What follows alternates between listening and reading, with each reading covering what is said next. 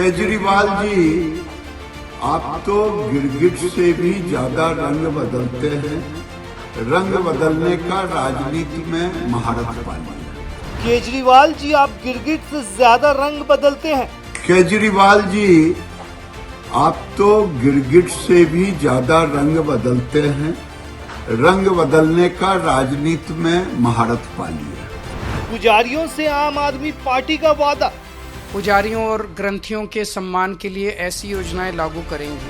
केजरीवाल पर बुरी तरह भड़क गई बीजेपी, लगा दिया गंभीर आरोप। चुनाव आया है तभी आपके मन में ये प्रश्न उठा है। इसके पहले तो आपको कभी नहीं आया पुजारियों के प्रति। आप तो कभी हनुमान जी के भक्त बनते हैं, कभी खुदा के भक्त बनते हैं।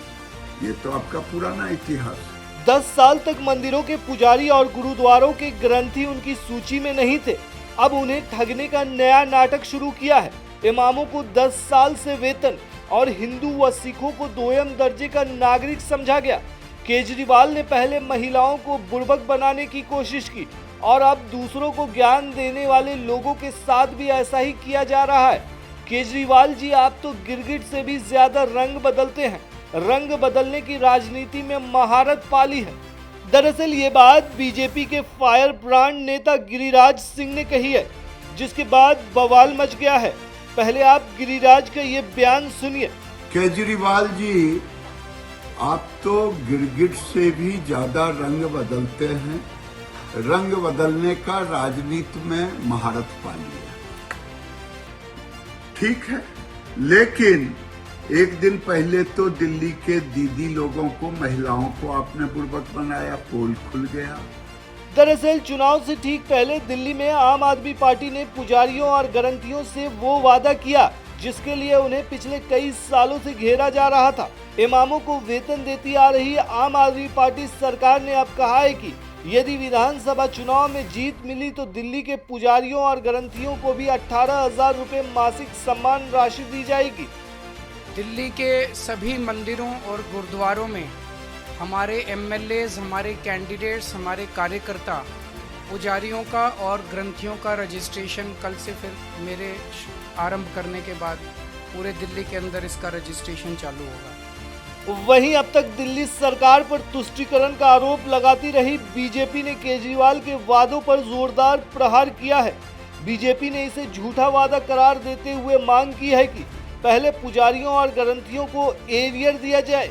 बीजेपी का कहना है कि 10 साल में जितना मौलवियों को वेतन दिया गया वो जोड़कर पहले पुजारियों और ग्रंथियों को एक मुश्त दे दिया जाए।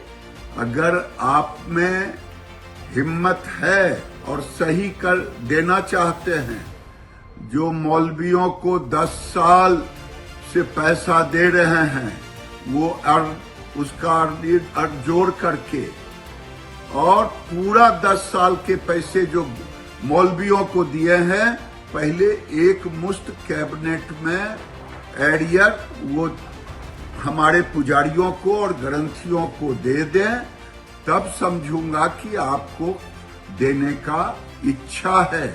आपको बता दें कि बीजेपी के वरिष्ठ नेता ने यह भी कहा कि केजरीवाल ने पहले महिलाओं को बुर्बक बनाने की कोशिश की और अब दूसरों को ज्ञान देने वाले लोगों के साथ भी ऐसा ही किया जा रहा है। एक दिन पहले तो दिल्ली के दीदी लोगों को, महिलाओं को आपने बुर्बक बनाया, पोल खुल गया। अब हमारे मंदिर के पुजारियों को और गुरुद्वारा के ग्रंथियों को बुर्बक बनाने की कोशिश कर रहे हैं, जो दूसरों को ज्ञान देते हैं। उन्होंने ये तक कहा कि आखिर चुनाव आया है तभी आपके मन में प्रश्न उठा, इससे पहले तो आपके मन में कभी नहीं आया। आप तो कभी हनुमान जी के भक्त बनते हैं, कभी खुदा के भक्त बनते हैं। ये तो आपका पुराना इतिहास है।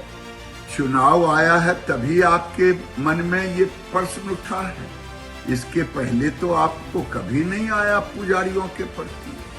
आप तो कभी हनुमान जी के भक्त बनते हैं, कभी खुदा के भक्त बनते हैं। ये तो आपका पुराना इतिहास है। आपको बता दें कि दिल्ली का चुनाव इस बार काफी दिलचस्प होता जा रहा है। आम आदमी पार्टी हैट्रिक लगाने के लिए पूरा जोर लगा रही है। इसीलिए इससे पहले दिल्ली की महिलाओं को हर महीने 2100 रुपए देने का वादा किया। वहीं अब दिल्ली में पुजारियों के लिए आप सरकार नई योजना लेकर आई है। अरविंद केजरीवाल ने अपनी प्रेस कॉन्फ्रेंस में अब पुजारी ग्रंथी सम्मान योजना का ऐलान किया है। इस योजना के तहत सरकार बनने के बाद दिल्ली के पुजारियों और ग्रंथियों को हर महीने 18,000 रुपए दिए जाएंगे। इसके लिए आज से ही रजिस्ट्रेशन शुरू भी हो गया है। केजरीवाल ने ये भी बताया कि 31 दिसंबर यानी आज से कनॉट प्लेस के हनुमान मंदिर में इस योजना के लिए रजिस्ट्रेशन की शुरुआत हो चुकी है।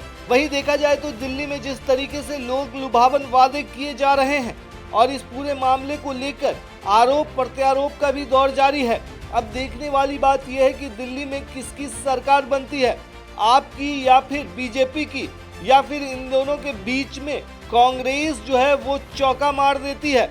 आपको क्या लगता है दोस्तों, इस बार दिल्ली में किसकी सरकार बनने जा रही है? आप हमें कमेंट में जरूर बताएं। शुक्रिया।